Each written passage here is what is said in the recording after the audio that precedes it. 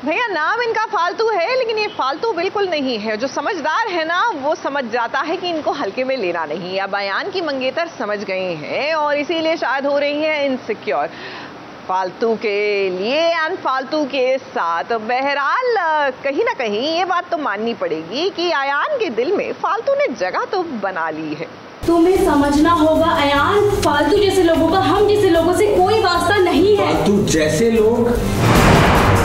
उसका नाम ही फालतू, वो लड़की। मैं फालतू के बारे में एक शब्द नहीं सुनूंगा तनिषा।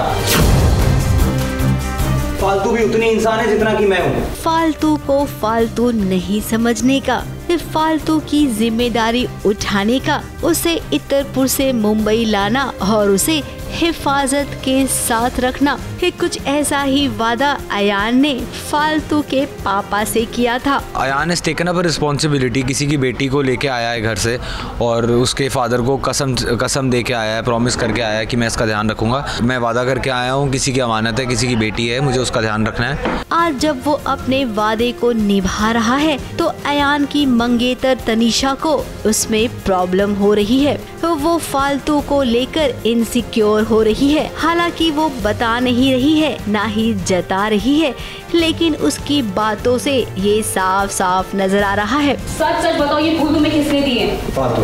इसके 4 रुपए के दिए हुए फूलों को तुमने बैग में इतना संभाल कर रखा है, और मेरी दी हुई डायमंड स्टडेड वॉच तो तुमसे संभाली नहीं संभलती। ऐसा कुछ नहीं है तनिषा।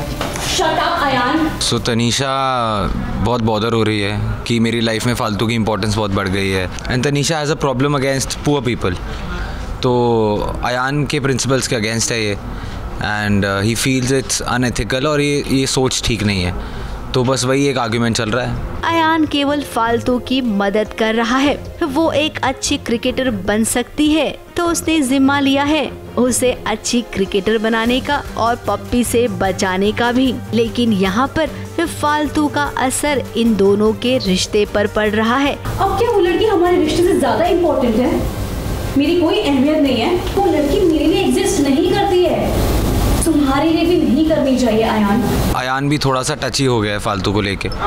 तो सिंस उनका वो रिलेशनशिप एक डेवलप हो गया है तो वो कुछ भी सुनने को राजी नहीं है फालतू के खिलाफ। तनिषा जो फालतू को बिल्कुल पसंद नहीं करती है, अब इनके बीच कहासुनी हो रही है। और अयान की बातों से हमें ये लग रहा है कि अयान के दिल में फालतू के लिए बड़ी सी स्पेशल जगह बन गई है, और बननी भी चाहिए ना, क्योंकि आगे जाकर तो तनिषा जो अयान की मंगेतर है वो साइड लाइन हो जाएगी। फ्रंट लाइन में तो भाई फालतू ही आने वाली है, ये हम तो पहले से जानते हैं।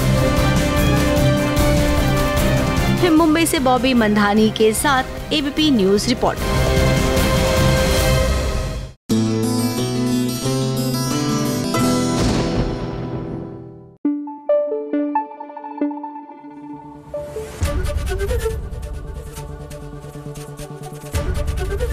एबीपी न्यूज आपको रखे आगे।